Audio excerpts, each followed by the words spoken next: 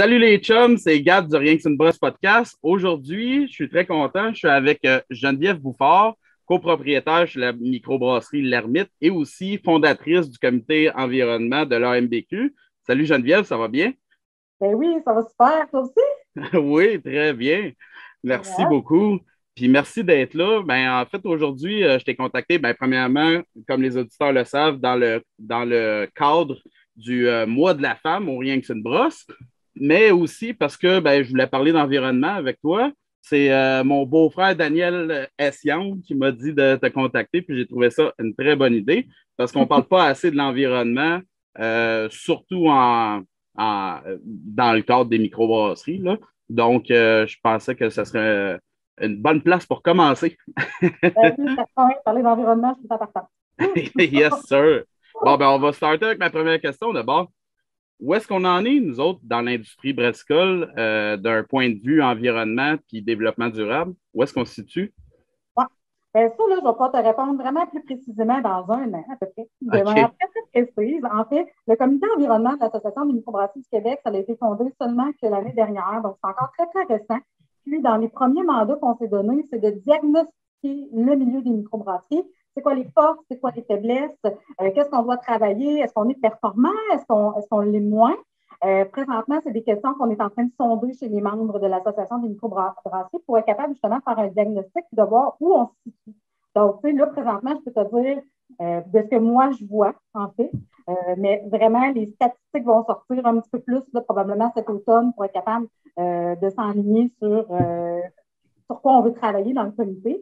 Moi, si je regarde, par rapport à mon regard à moi, général, je dirais qu'on n'est pas excellent, mais on n'est pas non plus les pires. Tu sais, je pense qu'on se situe quand même dans une moyenne. Les gens en microbrasserie, je pense, sont quand même assez sensibilisés envers l'environnement, mais je ne suis pas certaine que ce soit une priorité pour toutes les brasseries, loin de là.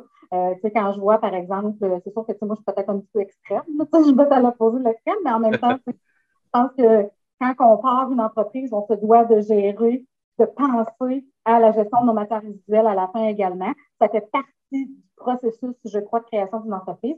Mais comme ce n'est pas obligatoire, ce n'est pas nécessairement fait. Puis je constate dans les microbrasseries, ne serait-ce que donner un exemple aussi banal, les trays, les boîtes de carton qui Ouais. sont cirées. Écoute, il y a des options vraiment différentes que d'utiliser du carton non recyclable. Tu sais, je pense que la base, c'est d'utiliser du carton recyclable pour le transport de nos matières. Tu sais, je crois. Mais ça, on ne le voit pas. Il y a des micros qui ne le feront pas nécessairement encore.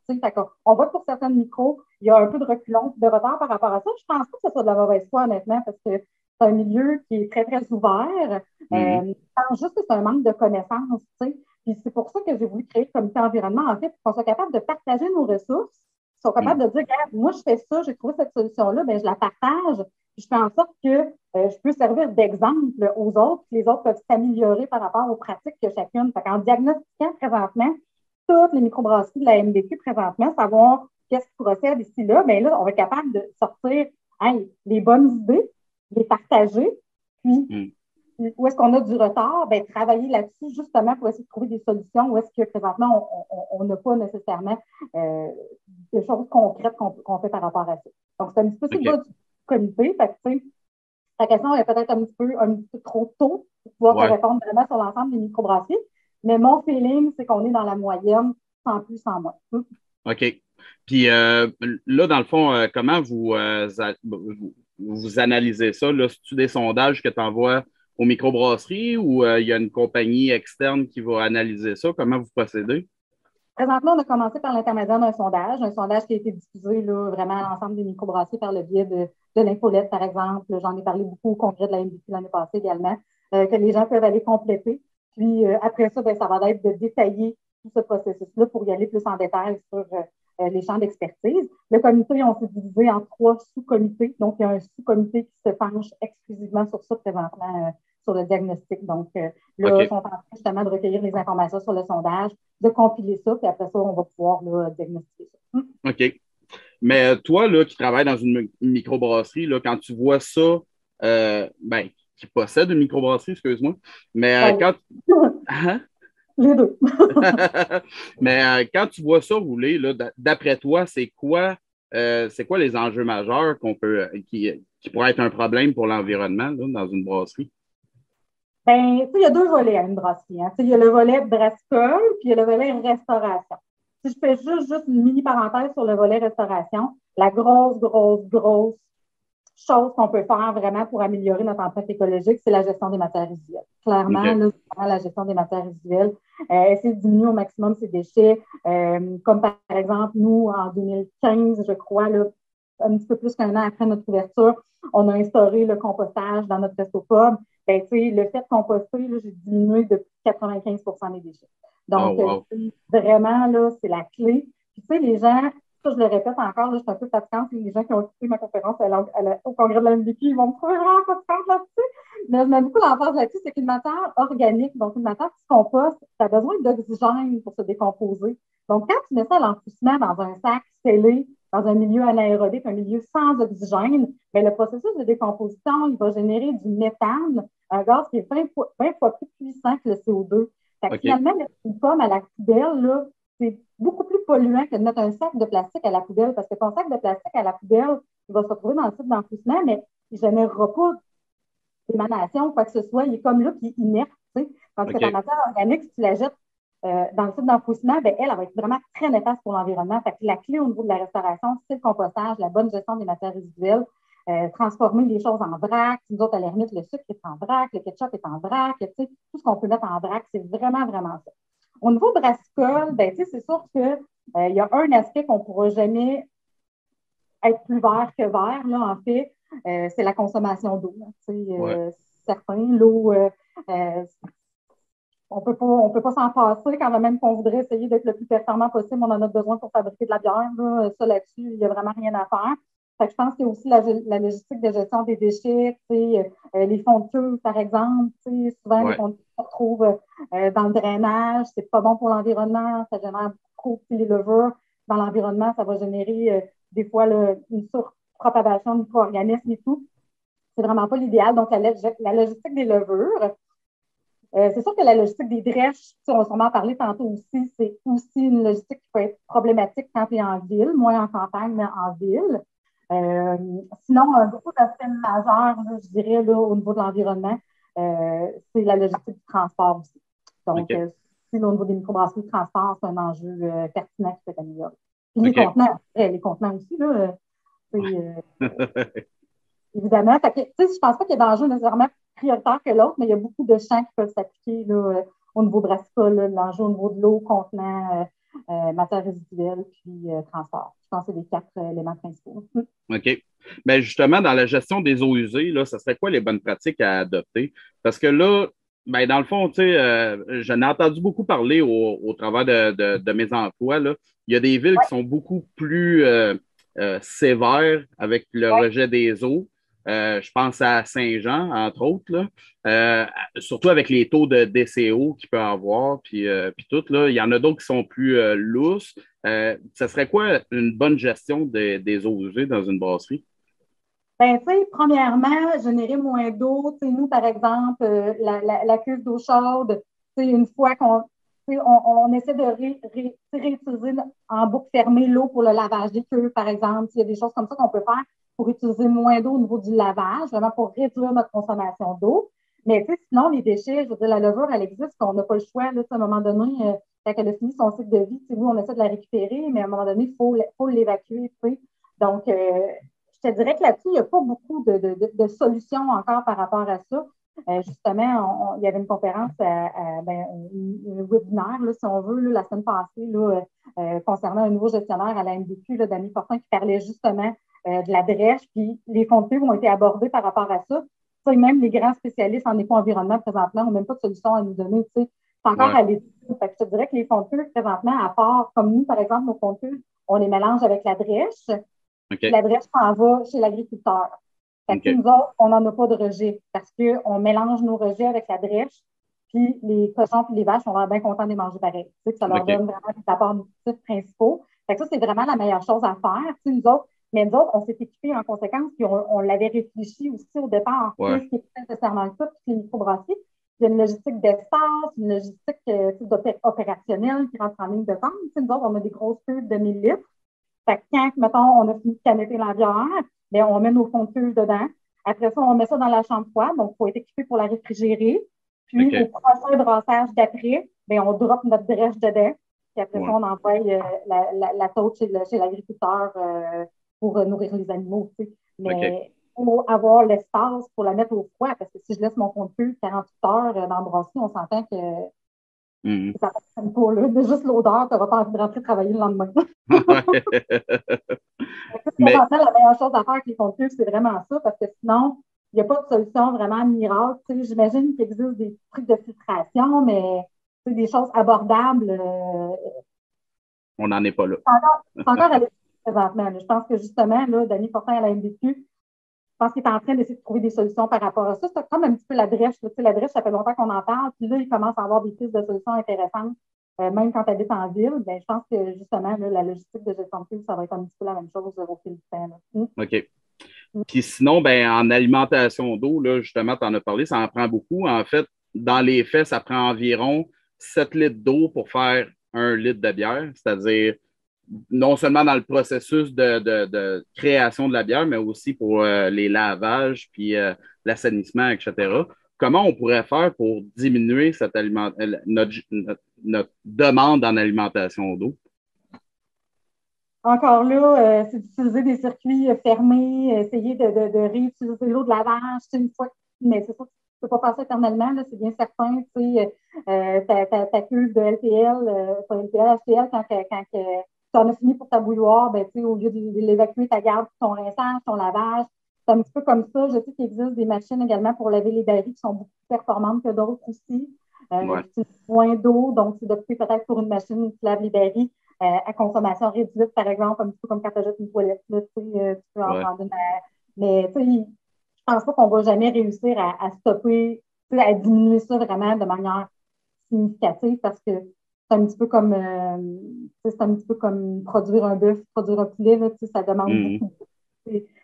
C'est comme ça dans l'alimentation, puis je pense que la bière, ça va toujours demeurer un petit peu. Fait que je pense que l'enjeu de consommation d'eau, elle est là, mais en même temps, pas certaine qu'on pourrait être vraiment, vraiment, vraiment plus performant qu'on l'est déjà. Ça va être vraiment d'essayer de réutiliser l'eau, mais en même temps, on en a besoin.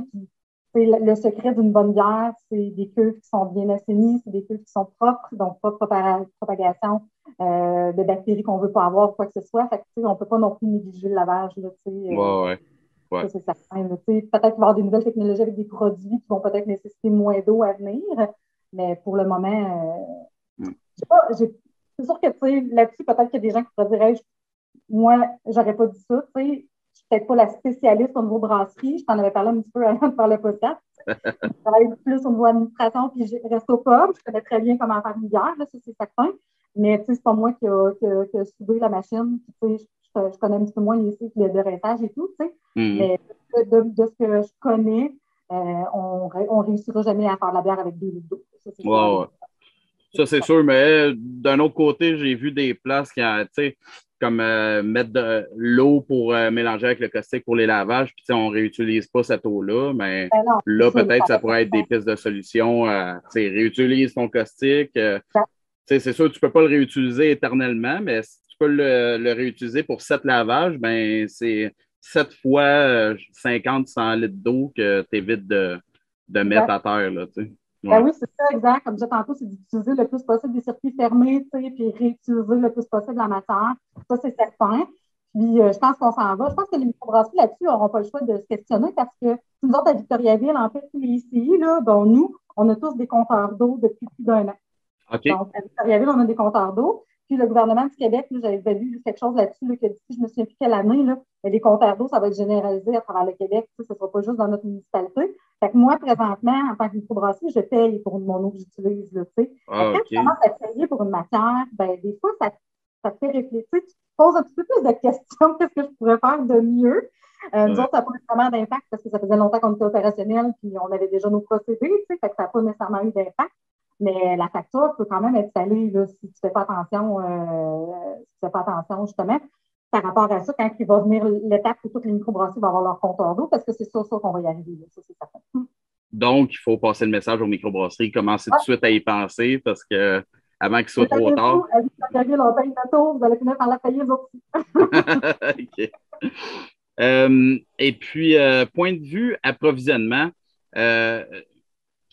dans l'approvisionnement, qu'est-ce qu'on pourrait faire pour réduire notre empreinte? Parce que là, c'est large quand même, là, parce que là, on parle de transport, mais on parle aussi de suremballage. Quand tu marches juste avec des poches de 25 kilos, ça peut commencer à être un problème. Fait que qu'est-ce qu'on peut faire pour réduire notre empreinte de ce côté-là? Oui, bien, c'est sûr que le transport, là, c'est la deuxième source majeure d'émissions de CO2. Présentement, c'est un enjeu majeur. Là, tu sais. Donc, consommer local, ça, c'est certain, encourager le plus possible l'utilisation des grains québécois, canadiens, les houblonnières également. Tu sais, je sais que présentement, les houblonnières au Québec sont loin de suffire à la demande, mais je pense que c'est en croissance, ça va l'air s'améliorant. Tu sais, là-dessus, nous, on est loin d'être parfait aussi. Là, on en utilise un petit peu, mais ce n'est pas toujours le cas. Les grains canadiens n'ont pas nécessairement toujours la bonne presse non plus. Nous autres, on est en train là, de faire graduellement des petits changements. Là, on rajoute un petit peu plus de grains ici, on regarde si ça change comme pas trop, mais des fois, il y a des petits impacts. Présentement, notre Customer Check qu'on vient de sortir, mais les grains canadiens, ça ressemble un petit peu différemment. Il y a cet enjeu-là. C'est sûr que l'approvisionnement, c'est un enjeu principal. Les microbrasseries qui sont assez grosses devraient tous avoir des silos pour leurs grains de base. Là, ça, c'est certain. Là, tu l'as mentionné dans poche. Nous autres, moi, j'ai trouvé une façon de les revaloriser en faisant des sacs. Là. Avec mon CFR, dans le fond, mon centre de formation professionnelle, on les transforme en sacs, mais jamais que je suis capable de transformer 100% de mes poches, là, ça, c'est certain. Mais nous autres, on est vraiment minuscule. Là, on parle d'à peu près l'année passée, peut-être 150 000 litres de production. Là, on n'est vraiment pas une grosse microbrasserie. Avoir un silo, ça serait complètement irréaliste dans la mesure où le nombre de grains qu'on utilise, c'est beaucoup trop varié. Mais c'est sûr qu'une grosse microbrasserie devrait envisager ça, le vrac, par exemple, se procurer le plus possible local, puis le moins possible de suremballage, comme tu l'as mentionné, ou au moins, quand on est dans l'emballage, de se questionner sur le type d'emballage qui est acheté. Là, moi, je suis le genre de fille à faire mon épicerie en fonction des emballages. Ah, je ne prendrai pas celui-là parce que l'emballage ne me convient pas. Je vais prendre celui-là. Ah, c'est cool. Ça en prend? OK. Puis sinon, moi, maintenant, je suis le freak, là, blague à part. Notre fournisseur principal, il s'appelle l'Alimentation du Lac et tout. Puis, écoute, c'est sûr que j'ai une réputation là-bas. Là. Moi, toutes les fois que je demande d'intégrer un nouvel aliment, je demande toujours la provenance, je demande si, je demande pas, sérieux, là. Vraiment, son fameux, là. Oui, mais ça prend plus de monde comme ça. Il faut poser des questions à un moment donné. Je pense qu'on est rendu là, justement. Et puis, sinon, côté consommation des énergies électriques et thermiques, ça, c'est un autre point, un autre gros point là, dans une microbrasserie. Qu'est-ce qu'on pourrait faire pour descendre un peu notre demande, justement, en énergie, autant électrique que thermique, là? Qu'est-ce qu'on pourrait faire? Ben, c'est sûr que pour le bouillage de la bière, hein, il n'y a pas 50 minutes, ça prend quelque chose à combustion rapide. Là, c'est sûr que le gaz naturel, c'est, je crois, selon moi, la meilleure option présentement. Là, c'est le gaz qui est le plus renouvelable présentement. Surtout que de plus en plus, justement, je parlais de compostage tantôt, là, il y a de plus en plus d'usines de biométhanisation qui sont à la recherche présentement de matières organiques pour créer du gaz naturel pour réinjecter dans le réseau de de gaz métro, en fait. Donc, ça, je pense que c'est une belle solution. Au niveau électrique, on ne peut pas. Je ne pense pas qu'on peut nécessairement beaucoup diminuer notre consommation parce qu'à un moment donné, il faut la bouillir, notre bière, puis il faut utiliser nos opérations. Mais je pense que de plus en plus, il va y avoir des nouvelles énergies intéressantes comme le solaire, par exemple, qui va s'en venir. Nous autres, on est en train de déménager notre nouveau Restopub et on a installé un mur solaire à l'arrière du Restopub qui va fournir pour plus de 50 de nos besoins énergétiques en électricité. Ah, cool. Donc, message à tout le monde, là, présentement, là, si vous voulez vous installer des murs solaires, là, c'est le temps de le faire là, parce qu'il y a tellement de subventions là, que moi, au final, là, mon mur solaire, là, il est payé à 100 de subvention. Là. Oh, ouais. Oui, vraiment. Wow. Là, je suis allée chercher des subventions avec Gaz Métro, je suis allée chercher des subventions avec le fonds Eco-Leader. Donc, finalement, mon mur solaire qui me coûte, je pense, autour de 50 000, je paye zéro là, parce que je me dis, c'est financé. Là, wow. Il y a des subventions pour ça. Le gouvernement est vraiment très, très fort par rapport à ça. Justement, le changement à cet égard-là. Donc, tu sais, si vous êtes propriétaire de votre usine de fabrication, propriétaire de votre restopub, ben, tu sais, d'investir dans un mur solaire, ça peut être une belle solution, par exemple. Tu sais, ça fait le chauffage, mais ça fait aussi la climatisation quand c'est bien équipé, tu sais. Ouais. Ça peut être une belle alternative pour diminuer la consommation. Parce que sinon, d'avoir des équipements plus efficaces, c'est certain. Ça, je connais peut-être un petit peu moins ça, mais j'imagine qu'il y a des équipements qui sont moins performants que d'autres. Peut-être que toi, tu pourrais mieux me répondre, là. Ben, une Là. des pistes de solution, ça serait surtout voyons, c'est quoi le mot que je cherche? C'est isoler les lignes c'est comme Oui, si c'est une bouilloire à vapeur, là, ben, c'est tout d'isoler ça. Parce que souvent, tu sais, j'ai vu trop de fois des bouilloires que tous les tuyaux sont à l'air, puis là, on va les isoler, mais plus ou moins, c'est juste pour une question de CNESST, tu sais, pour les brûlures. Mais il ben y a tellement plus que ça, là, tu sais, c'est tellement d'énergie qui est perdue dans les pipes, là, que, tu sais, ça vaut vraiment la peine à faire, d'après moi, là, tu sais. oui, vraiment. Tu sais, il y en a encore là, qui achètent des fermenteurs non isolés. Là. Ouais. Ça existe encore, là, fait que veux pas. Tu n'as pas le choix d'utiliser plus d'énergie pour conserver ta température, là, tu sais. Fait que ça, c'est un autre exemple. Tu sais, je comprends des fois, tu démarres, tu n'as pas nécessairement les moyens, mais il faut penser à plus longtemps. L'environnement, là, c'est pas. On dit pour être heureux, il faut vivre le jour le jour. Mais en Mm. environnement, c'est pas ça. En environnement, pour être heureux, il faut regarder plus loin. Tu sais. Faut Ouais. penser à l'investissement que je fais présentement, combien il va m'avoir rapporté dans 10 ans, combien il va m'avoir rapporté dans 15 ans, combien il va m'avoir rapporté dans 20 ans. En environnement, c'est ça la question qu'on va se poser. Il ne faut pas se dire présentement, je sauve 5 000. Non, parce que dans 15 ans, peut-être que tu en aurais sauvé 10, tu sais, Ouais. 15. Tu sais. Ouais. C'est vraiment la philosophie à adopter quand tu magasines un système de brasse, comme tu disais, la chaudière à vapeur, c'est un excellent exemple d'isoler, d'être plus efficace, au même titre que chez vous, quand tu changes tes fenêtres parce qu'elles sont trop finies, quand tu réisoles un mur parce qu'il est mal isolé. Tu ne fais pas ça pour le plaisir, tu fais ça parce qu'au final, tu vas être plus éco-énergétique, tu veux avoir une facture moins élevée. Mais c'est la Mhm. même chose dans cette entreprise. Ouais, puis veut pas, tu sais, il y a tout de suite un impact là-dessus, là, tu sais, je veux dire, ça se transforme tout de suite en argent, là, parce que tout de suite, tu vas utiliser moins de gaz, tu vas utiliser moins d'énergie, tu sais, fait que t'es gagnant là-dedans, là. Ben oui, Veux pas. reste pas aussi, nous autres, on a décidé d'investir pour mettre un plancher radiant.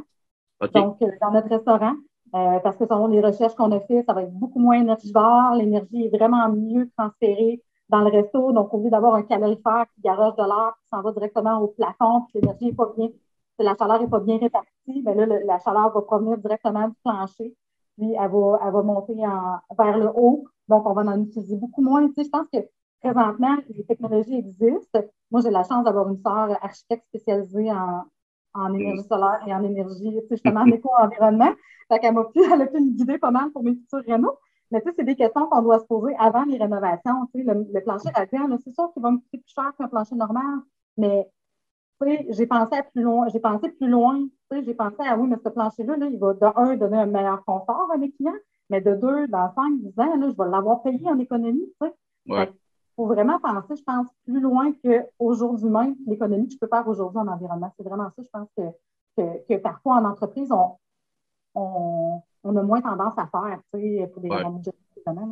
Mm. Pour la gestion des boues, des sous-produits et des boues, là, on en a parlé, dans le fond, moi, je te parle surtout, justement, les fonds de cuve, c'est-à-dire la levure résiduelle, puis le houblon aussi, la rauche, là, dans le fond, dans le Whirlpool à la fin.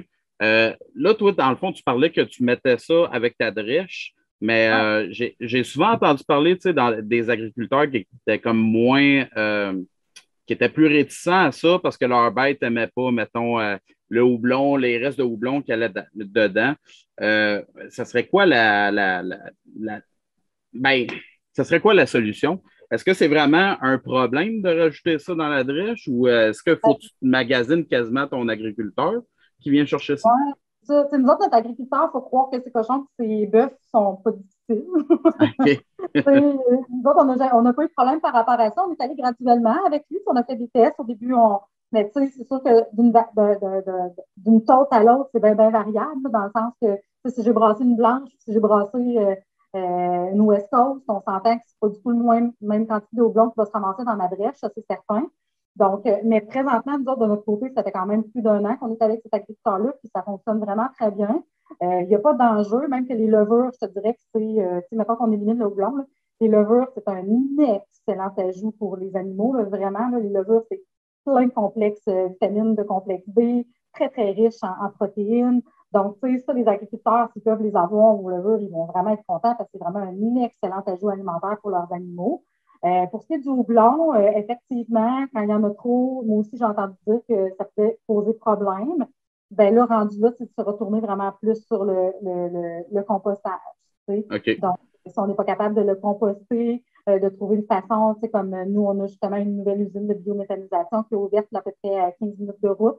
Ben, ils m'ont contacté il y a quelques semaines. Est-ce que tu as des résidus? On s'intéresse à les acheter. Peut-être pas les acheter, mais venir les chercher, les prendre. Ben là, tu sais, si je n'avais pas donné mes restes de houblon à mon agriculteur, ben, je me serais revirée vers une alternative comme ça où je sais que ça va être valorisé, que ça va se transformer en énergie renouvelable, finalement, là, par le biais de la biométhanisation. Si on est en campagne, ben, c'est encore plus facile. Là. Je pense qu'on peut juste comme faire notre propre compost puis mélanger ça au travers de notre ferme pour les fermes brassicoles. J'ose croire que c'est un petit peu comme ça qui fonctionne. Là. Ça serait les solutions. C'est sûr que quand on est en ville, c'est encore plus problématique. Mais tu sais, Montréal est en train de travailler sur une méga grosse usine de biométhanisation présentement. Fait que je pense qu'il va y avoir de plus en plus de débouchés au fil du temps là, par rapport à ça. OK. Mais c'est Donc, ça, c'est un genre de place-là, il y en a, c'est pas partout, j'imagine, là. C'est pas toutes les microbrasseries qui auraient accès à une usine de biométhanisation comme ça, là. ben, écoute, c'est même pas toutes les usines qui ont accès à un centre de compostage local. Ouais.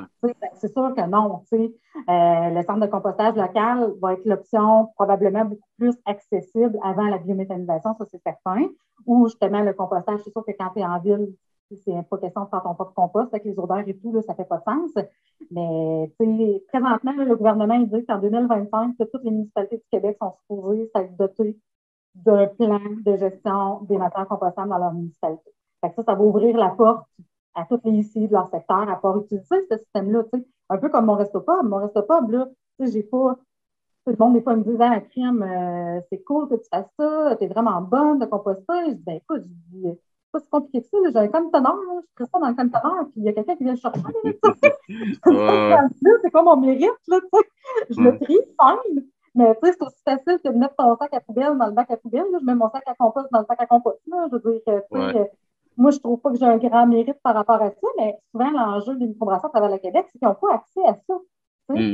Moi, j'ai accès à ça. Fait que, je suis chanceuse dans un sens d'habiter à Victoriaville pour ça, mais au fil des années à venir, ce réseau-là va se développer. Il n'y aura pas le choix de se développer. C'est un des enjeux principaux du gouvernement du Québec présentement. J'en ai beaucoup entendu parler qu'il allait mettre l'emphase là-dessus dans les prochaines années.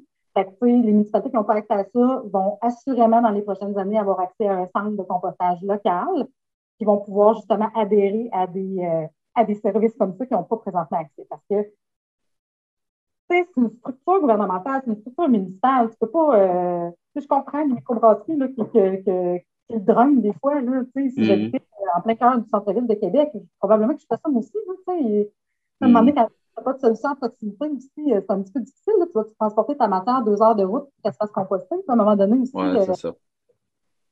pour saluer les pour et les contre. Là. Mais si c'est pas de solution à court terme dans votre municipalité, dites-vous qu'il devrait y en avoir à moyen terme. OK. Puis, c'est quoi les conséquences, mettons, la levure, les fonds de cuve, le houblon? C'est quoi les conséquences si tu mets ça au drain? Qu'est-ce qui est si nocif que ça, un coup rendu dans l'égout? Ben, les houblons, j'aurais de la difficulté à te répondre, honnêtement. Je ne suis pas assez spécialiste en biochimie pour pouvoir te répondre si ça peut déstabiliser l'environnement. Par contre, les levures, c'est sûr que des levures, on en retrouve dans l'environnement. Il y a un équilibre dans la rivière, l'équilibre dans le lac. C'est sûr que de rajouter une charge microbienne importante dans un environnement, ça crée un déséquilibre. Ça, c'est certain. C'est comme n'importe quoi. C'est un peu pour ça que nos lacs au Québec sont tous atrophiés parce qu'on les a déséquilibrés en garochant du phosphore, en garochant du sel, en garochant des métaux lourds. Fait qu'on a créé un déséquilibre. Donc, c'est un petit peu ça au niveau des levures. C'est que tu déséquilibres ton état naturel, puis là, ça peut entraîner des conséquences sur le milieu naturel. Fait que c'est sûr que ce n'est pas l'idéal là, par rapport à ça. C'est pour ça que, généralement, les municipalités, la plupart des microbrasseries ont dû probablement avoir, nous autres, on a dû le faire, là, avoir un plan avec le ministère de l'Environnement, là,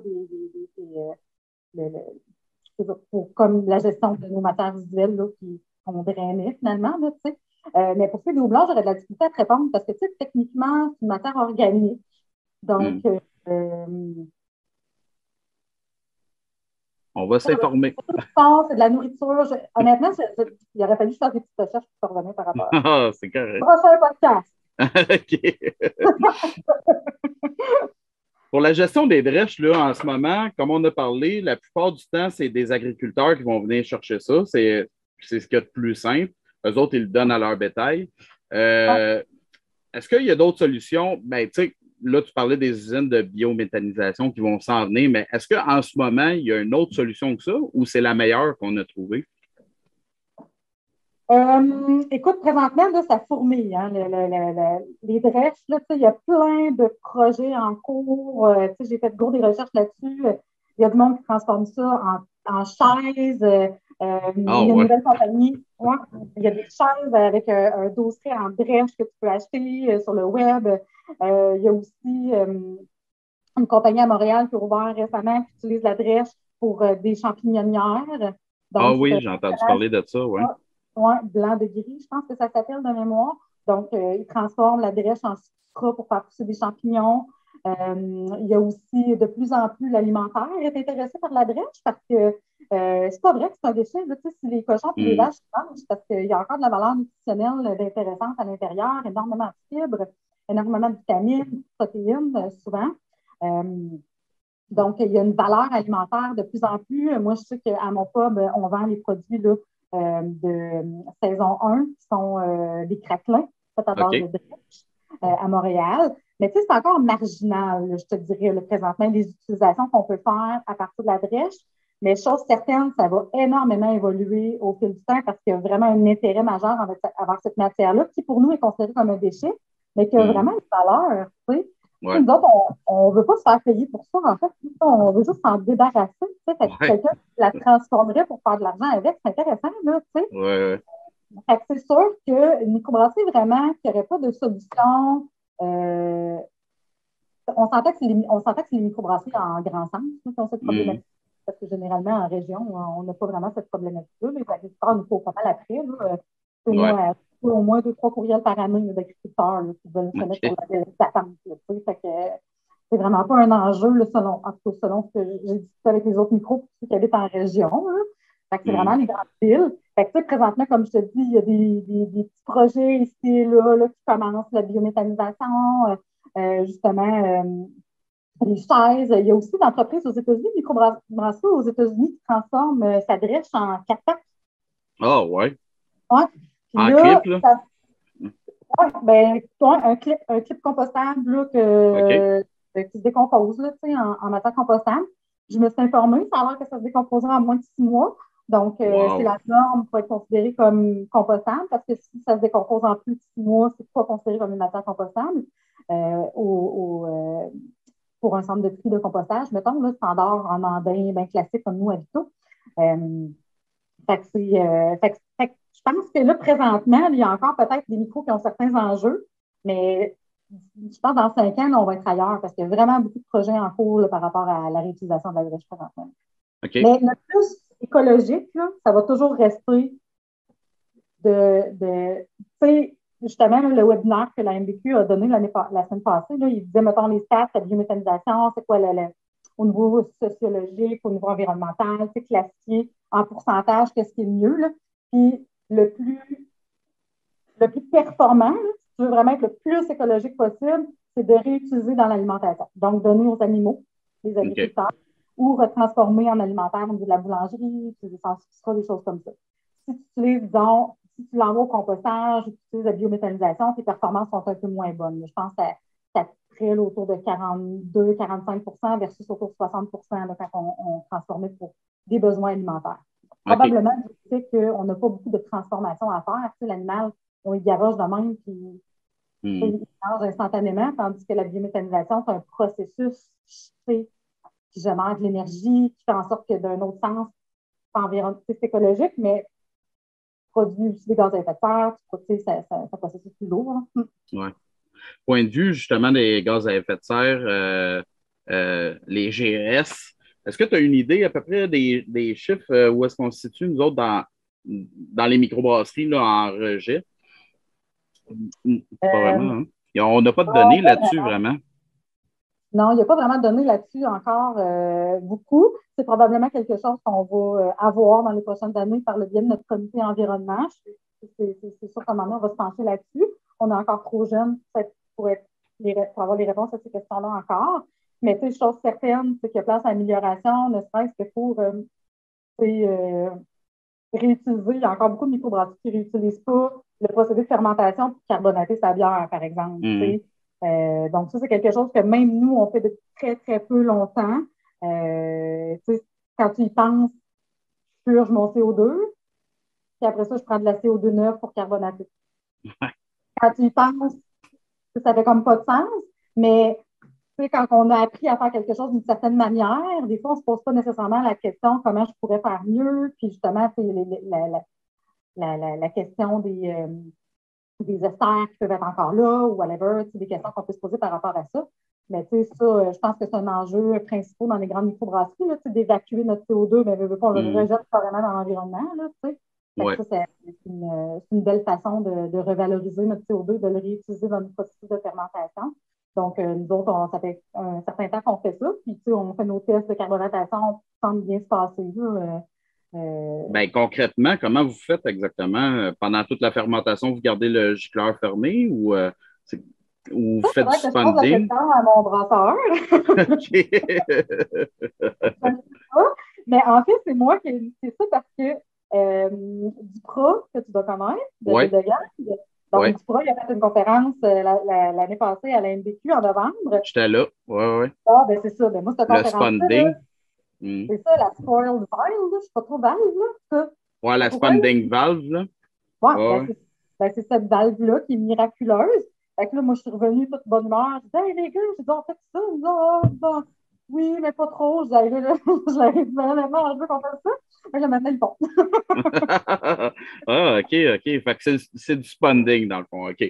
Ben, Ouais, c'est ça, je vais en reparler dans un autre épisode, là. J'essaie de trouver ça. quelqu'un pour en jaser. Ben, demande à du pas. Ouais, ben, ouais, j'y ai déjà passé. Faut que j'y écrive, là. Mais sinon, ben, dans le fond, ma prochaine question, c'était la réutilisation du CO2, justement, mais parce que le CO2, c'est quand même une grosse partie avec l'eau puis l'énergie, là. Ouais. Euh, mais dans le fond, on le réutilise via le spending, mais est-ce que tu penses que c'est réaliste de chercher des solutions? Tu sais, parce que je sais qu'il y a des solutions qui nettoient, qui recueillent le CO2, qui le nettoient, puis qui le recompriment dans des bonbonnes. Est-ce que ça, c'est réaliste pour des microbrasseries ou c'est plus les grosses microbrasseries qui vont penser à ça? Ben, écoute, il faudrait que je connaisse. Tu sais, j'ai l'impression que c'est un petit peu le même genre de question que si tu me demandais si c'est réaliste de faire un voyons, je vais te le dire, pas un milkshake à pied, mais un smoothie. Là. Mhm. Tu sais, j'ai l'impression que tu me poses un petit peu la même trappe, là, tu sais. Ben oui, je veux faire un smoothie, mais tu sais, j'ai pas les moyens de m'acheter les équipements pour filtrer ma bière, puis j'ai pas les moyens de m'acheter les équipements pour tu sais, pasteuriser ma bière après. Mhm. Ben, tu sais, faisant pas. Tu sais. Mais c'est mon opinion à moi, mais chacun son opinion par rapport à ça, mais je pense que ta question, c'est un petit peu la même chose. Combien ça coûte le faire? Puis est-ce que c'est réaliste de le faire? Tu sais? Fait que probablement que les grosses microbrasseries ont plus les moyens que les plus petites. Quel espace que ça peut prendre? Je ne suis pas une spécialiste par rapport à ça. Il faudrait que je m'informe, il faudrait que je fasse mes recherches par rapport à ça. Mais tu sais, assurément que la dépense se rentabilise. Mhm. C'est au même titre que si j'investis dans un système pour pouvoir vendre une bière ou un produit particulier comme le smoothie, par exemple, bien, techniquement, je pourrais être capable de rentabiliser mon investissement. Mhm. C'est un petit peu le même principe, là, sinon, ça sert à. Tu devrais toujours vendre ton produit en fonction de ce que tu as coûté. Fait que Ouais. si tu as investi 40 000 de plus, ben, normalement, tu es supposé le rentabiliser. Fait que c'est un petit peu le même principe. Mais ça, comme c'est pas nécessaire, tant que ça soit pas une loi, ça va être la bonne volonté des gens. Puis, Mhm. tu connais-tu quelque chose, toi, par rapport à ça? Ben, je sais qu'il y a des systèmes qui se vendent, mais à l'époque, quand j'en ai entendu parler, tu sais, c'était plus les grosses brasseries qui pouvaient Ah, je pense que Molson fait ça, se hein? le procurer, mais je me demandais s'il y avait des solutions à plus faible coût ou si tu en avais déjà entendu parler, peut-être. Ouais. Ben, il Ben, faudrait euh, éclaircir ouais. cette On va question-là. faire un podcast 2.0 dans un an, là, toutes les questions qu'on n'a pas réussi à élucider, on va y répondre. Puis là, Ah, ceux qu'on n'aura pas réussi à élucider, on va faire un podcast 3.0 l'année d'après, puis on va continuer même tout le temps. ça me tente, ça me tente. Côté post-production, là, après toute ta production, ton encanage, etc., est-ce qu'il y a Parce que là, la plupart du temps, c'est des transports. Là, tu vas coller le transport qui va venir chercher les canettes chez vous pour l'amener chez ton distributeur. Ouais. Euh, on a-tu des alternatives à ça? Parce que veux pas, c'est des gros 53 pieds, ça pollue, on le sait tous très bien. Est-ce qu'il y a des alternatives à ça? Ouais, ben, tu sais, c'est sûr que les services des distributeurs peuvent être intéressants pour ça parce que justement, ils rentabilisent leur transport dans la mesure où, quand ils vont chez un détaillant, ils livrent pas 4 caisses, ils en livrent 40. Tu sais, Hmm. c'est un exemple. Fait que ça, c'est probablement une solution qui est beaucoup plus intéressante. Quand on fait notre propre transport, puis comme nous, par exemple, on fait notre propre transport dans la grande majorité de nos clients, peut-être 80-85 de nos clients. Donc, il y a un enjeu de transport, j'en suis très bien consciente, puis je me tiens à l'affût de quand est-ce qu'ils vont faire un cube Électrique. électrique ou au moins hybride, là, tu sais. Fait que moi, je vais être une des premières à mettre de la pression sur l'entreprise qui s'en procurer un, c'est certain. Déjà que notre cube est fini, ça peut changer, fait que ça serait temps qu'il en sorte un, tu sais. Ça, c'est sûr qu'ils vont le faire parce que je pense d'ici 2030-35, comme ça, je me suis je vérifie, les véhicules autrement qu'électriques ou hybrides ne seront plus accessibles au Québec. Tu sais. Mais ça va comprendre, c'est sûr que ça va comprendre les petits camions aussi de livraison. Tu sais. Ouais. Je peux pas croire que la technologie ne se rendra pas là. S'il y a des autobus électriques à Québec, là, ils vont finir par faire des cubes hybrides, là, c'est certain. Fait que là, il y a cet enjeu-là, mais tu sais, c'est sûr que de regrouper plusieurs microbrasseries ensemble pour faire la livraison, ça diminue l'impact. Ça, c'est certain. Ça diminue OK. l'impact.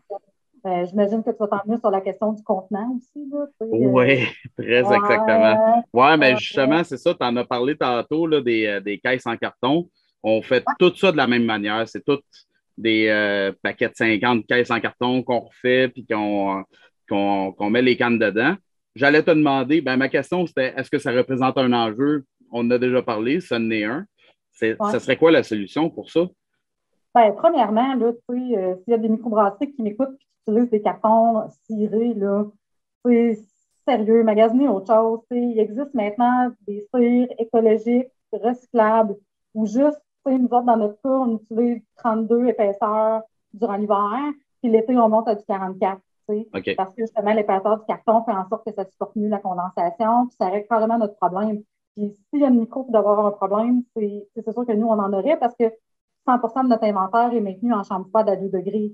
OK. Fait que quand il fait 35 dehors, puis qu'on sort notre caisse pour préparer la livraison, ben, la condensation est extrême. Là, fait que si Ouais. j'arrive à utiliser des trays non cirés, ça fonctionne bien, c'est parce que ça se peut. Ou comme je disais, il existe des nouveaux cirages, justement des cirages qui sont écologiques, qui sont recyclables, un petit peu comme on voit là, dans l'alimentaire, là, des fois des produits congelés, des fois on dirait que c'est un peu ciré. Ben oui, il y en a des produits légèrement cirés qui sont recyclables.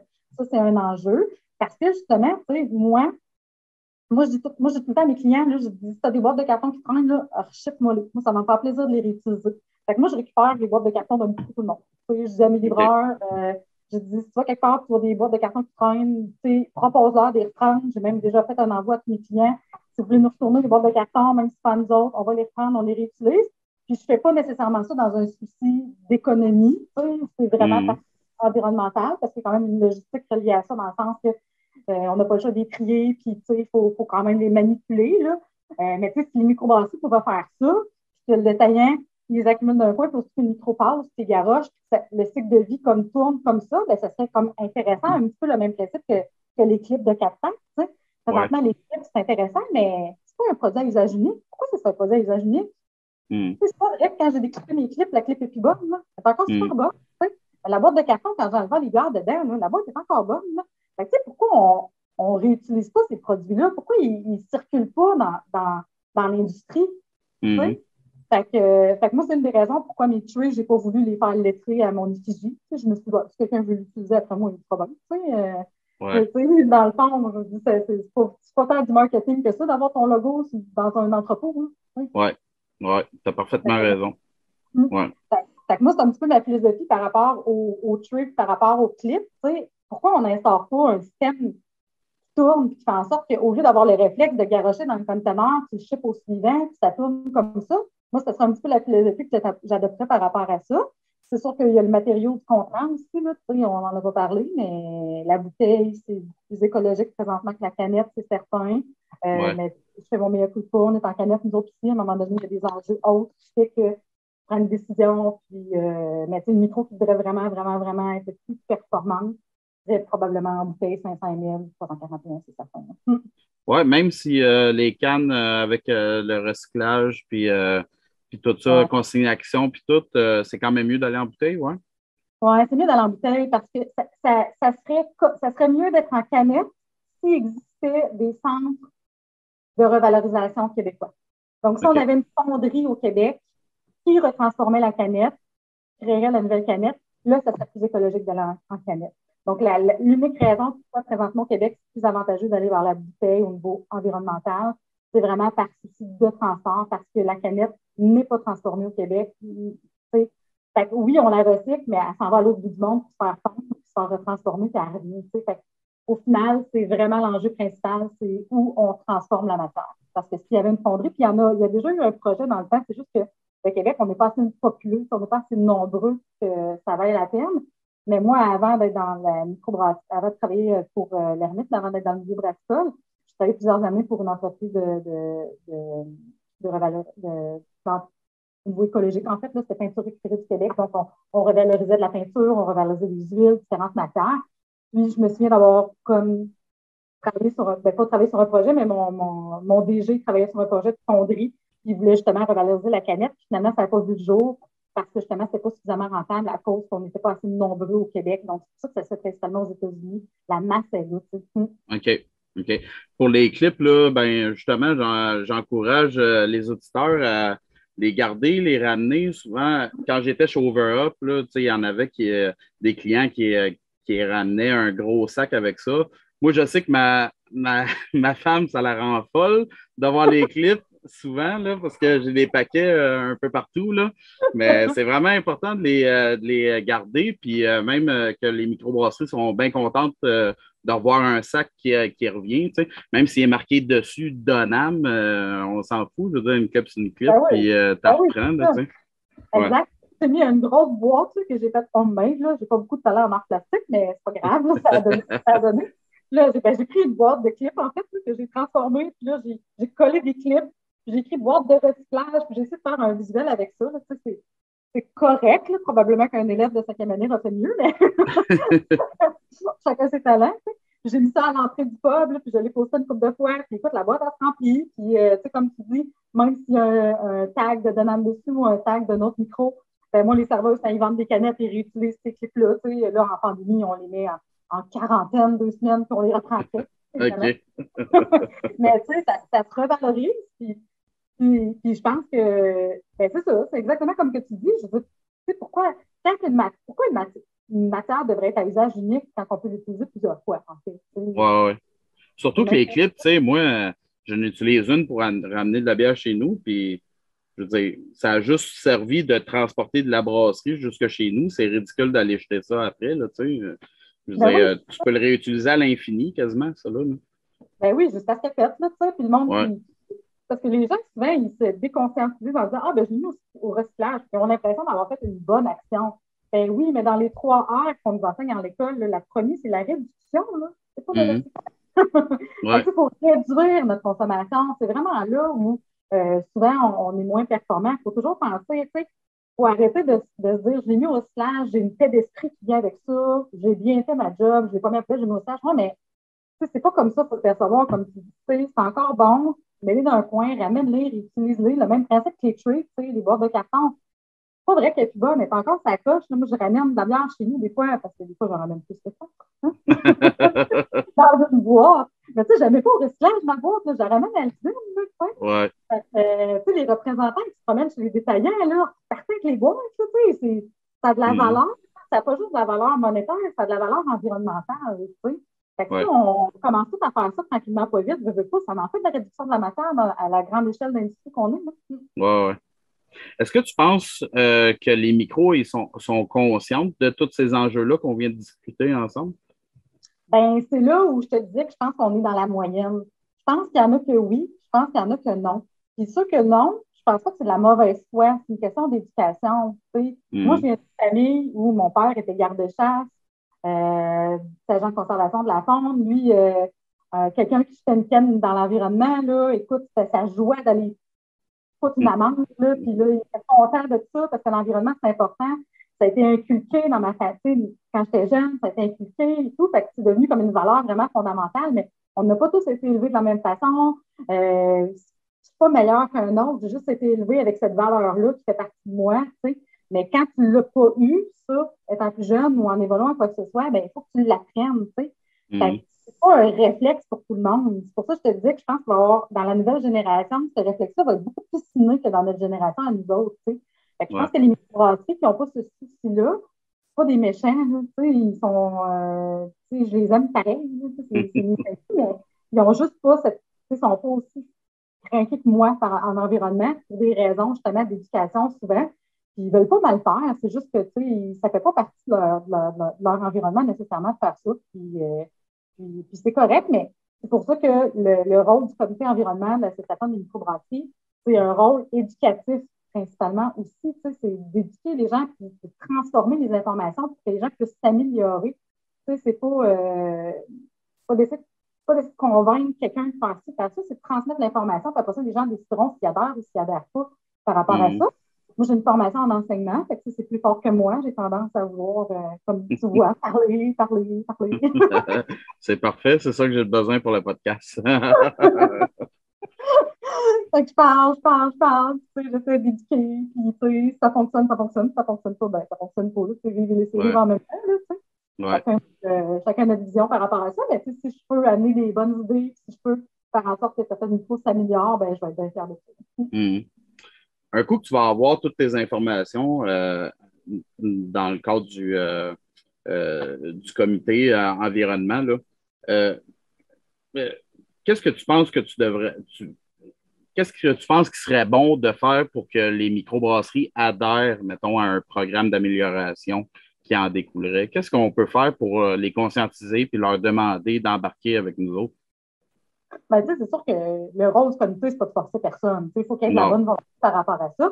Fait que ça, c'est un peu un rôle de consultant qu'on est d'une certaine façon. On transmet l'information, puis après ça, on répond aux questionnements, puis on peut guider puis agir à titre de consultant pour améliorer la situation. Tu sais, comme à toutes les années, normalement, au congrès de l'Association des microbrasseries, on va avoir une plage pour pouvoir transférer de l'information. Comme cette Mm. année, euh, on donnait justement avec Dan une petite conférence sur le compostage en milieu brassicole, autant au niveau restaurant que brasserie. Dans les autres années, on va avoir comme des informations comme ça qui vont se transmettre. On est supposé également là, avoir la chance d'avoir une plage, un espace sur le site de la MDQ pour transférer ces informations-là, donner les outils aux gens, comme présentement, moi, dans le comité dans lequel je suis présentement, à part celui du compostage, on travaille présentement sur un guide sur la bonne gestion du territoire pour donner des outils aux microbrasseries pour améliorer leur environnement et le rendre plus vert. Oui, pour leur environnement à eux, mais aussi pour donner l'exemple aux autres, faire en sorte que dans leur municipalité, ça va avoir des impacts positifs dans la société. Je te donne un exemple. Dans mon nouveau restopub, on va avoir un mur végétal de 160 pieds carrés sur le mur arrière de la bâtisse pour revitaliser, donner de la verdure dans l'environnement du centre-ville. On va avoir également une chambre de culture au sol pour produire des légumes dans une genre de serre intérieure qu'on appelle chambre de culture quand c'est à l'intérieur pour produire des légumes. Bien, dans ce guide-là, on va donner des outils aux gens. Soit tu veux faire ça, bien, voici comment t'y prendre, voici les étapes pour y arriver. Fait qu'à partir du moment où je te donne les outils, ben, si tu décides d'y adhérer, je vais être là à titre de consultant pour t'aider à mettre à terme ton projet. Mais tu sais, jamais je vais essayer de garocher ça dans le gorge de personne. Tu sais. Ouais. Fait que là, ça prend quand même un désir de vouloir faire au départ. Fait que si ce désir-là, il ne vient pas de la personne, moi, je n'irai pas vers la personne pour essayer de garocher dans le gorge. Par contre, cette personne-là, elle dit, hey, j'ai vu ton guide, puis j'aimerais ça faire ça. Ben, gars, je vais t'aider. Okay. Fait que c'est un petit peu ça, en fait. C'est d'aider les gens à améliorer leur performance et à faire des meilleurs choix. Mais il faut à la base que ça vienne d'eux. Il faut que le désir du changement soit là. Fait qu'en conclusion, je me rends compte que dans le fond, on ne fait pas si pire que ça, les microbrasseries, parce qu'il y a beaucoup de solutions, qu'on a déjà les meilleures solutions dans le monde environnant dans lequel on vit. On a déjà les meilleures solutions pour l'instant, dans le fond. C'est Ben comme oui, pour la honnêtement, drèche puis tout, là. Ouais. ben oui, la drèche, c'est un des gros déchets qu'on génère, là, principalement. Puis je pense qu'il n'y a aucune microbrasserie qui se vante de jeter ça, là, dans le sens que on essaie toutes de trouver des solutions. Là, c'est plus facile pour certains, c'est moins facile pour d'autres. Mais on a tous le souci de faire ça. Là. Fait que, je pense pas qu'il y a personne ben, c'est sûr qu'il y en a que l'environnement, c'est pas important, on ne croit pas. Là, il y a toutes sortes de monde sur la Terre, c'est bien correct, c'est ce qui fait la diversité. Mais en général, les microbrasseries, on est quand même sensibilisés par rapport à ça. On ne fait pas toujours de notre mieux, comme tu disais, par exemple, l'isolation dans ta fournaise, tu sais. Ouais. Ben, des fois, c'est juste parce qu'on n'y pense pas, tu sais. Pas nécessairement parce qu'on veut mal faire. Fait qu'il y a différents enjeux qui rentrent en ligne de compte, il y a des questions de coût, des questions de ci, des questions de ça, mais je pense qu'à la base, on est une belle industrie, on est une industrie quand même sensibilisée, puis ouverte d'esprit, puis tu sais, la porte d'entrée vers le changement, là, c'est l'ouverture d'esprit. Là. Quand tu es ouvert à entendre ce qui se passe ailleurs, à écouter ce qui se passe ailleurs, puis que tu n'es pas fermé, ben, c'est ça qui mène la place au changement, c'est ça qui fait évoluer une société, c'est l'ouverture d'esprit. Ça, je pense que l'industrie brassicole, on est probablement une des industries avec la plus belle ouverture d'esprit qui existe. Ça, on est des gens ouverts vers les autres, on est des gens qui veulent améliorer nos environnements, on s'implante dans nos sociétés, on s'implante dans nos municipalités, on veut créer du bien autour de nous. Je pense qu'on est vraiment une industrie très, très ouverte. Ça, c'est une de nos forces. Fait que rendu là, c'est juste le manque de connaissances et de contrer peut-être à l'éducation qu'on a eue. Mais c'est un petit peu ça le but du comité, c'est de donner des outils, finalement. Mais quand tu as l'ouverture d'esprit, moi, je suis certaine de ce comité-là, ça va faire des beaux petits. Je sais pas, je pense que ça va amener une petite vague de changement à certaines places. Certaines personnes vont s'amuser. C'est un travail de longue haleine. Il ne faut pas penser que dans 6 mois, on va révolutionner quoi que ce soit, mais je pense que justement, dû à l'ouverture d'esprit de l'industrie, moi, je vois ça positivement. Ben, je suis très content que tu nous aies jasé de ça. C'était vraiment nice. J'ai beaucoup apprécié. Bon, sinon, pour toi, as-tu des plugs pour l'ermite? Qu'est-ce qui s'en vient pour vous autres? C'est quoi les nouvelles? Ben, écoute, j'en ai un petit peu parlé tantôt. Là. On a notre Christophe qui va déménager ce printemps. Donc, on vise une ouverture mi-mai. Nous autres, on avait démarré en 2013 dans un petit mini-local de 1800 pieds carrés parce qu'il fallait y aller avec nos moyens. Puis on est pauvres. Fait que, on est quand même super fiers de le réaliser là parce que notre date d'échéance, il fallait prendre une décision. Tu sais. La pandémie est arrivée au même moment. Puis je dois t'avouer que j'ai été un petit peu découragée quand la pandémie est arrivée au même moment où on cherchait un nouveau local parce que ça a diminué la capacité d'achat, puis tu sais, ça nous a affecté énormément. Mais on a réussi à trouver une solution. Puis le nouveau Resto-Pomme, ça va vraiment être cool, je te dirais, là, par rapport à ça. Nous autres, on n'a pas de vision de grandeur. On n'est pas, on veut pas la croissance infinie. Moi, je ne crois pas à ce principe-là. Là, je ne pense pas que la société devrait viser une croissance infinie comme présentement le modèle est. Fait que moi, je vois ça comme plus, je veux rester au Québec, je n'ai pas de projet d'exportation, quoi que ce soit. Puis mes collègues ont la même vision que nous. On a eu des possibilités de pouvoir grossir plus, mais on ne les a pas prises. On aime le principe d'être comme plus local, puis ça. Fait que c'est sûr que on veut quand même réussir à vendre notre stock et tout. Mais les Restopubs, c'est un projet sur lequel on travaille depuis vraiment longtemps. Puis comme je t'ai parlé un petit peu tout au long du podcast, ben, ça va être vraiment un projet cool. Murs solaires, chambre de culture, murs végétales, des produits nobles. Il y a plein de matériaux recyclés dedans qu'on va utiliser. On en fait beaucoup nous-mêmes. Je pense que ça va être on a une terrasse sur le toit. La terrasse sur le toit là, est plus grosse que mon pod actuel.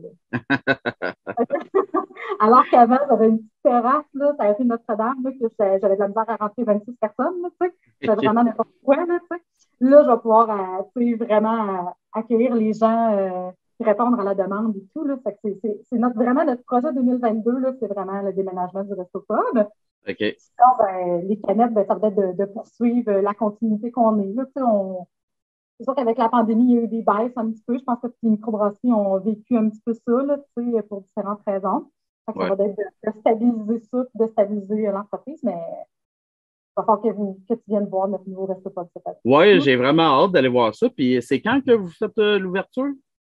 Ben écoute, tout va bien parce que ça fait comme plusieurs mois que je décale toujours. Au début, ça c'était décembre, après ça janvier, après ça février. Là, je suis rendue à 6 mai. OK. Techniquement, mi-mai, là, plus tard, début juin, là, ça devrait être concrétisé. Ah, cool. Présentement, je suis là-dessus pratiquement en plein là, sur le chantier et tout. Puis, OK. c'est vraiment Ah, cool. c'est vraiment nice. J'ai très hâte de voir ça.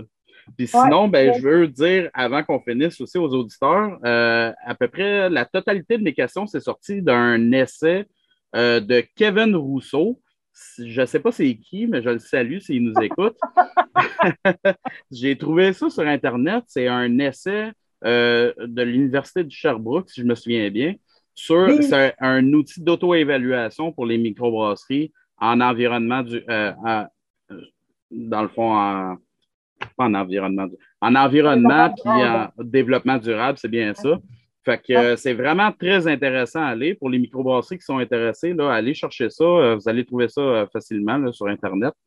C'est Kevin Rousseau à l'Université de Sherbrooke. C'est vraiment très intéressant. Puis je pense, dans le fond, il a fait des sondages avec plusieurs microbrasseries. Là, puis je pense qu'on devrait en parler plus de ça parce que justement, c'est un bon outil. C'est vraiment de l'auto-évaluation. Fait que les microbrasseries vont pouvoir euh, se regarder elles-mêmes pour voir où est-ce qu'ils sont rendus là-dedans. Fait que c'est très intéressant.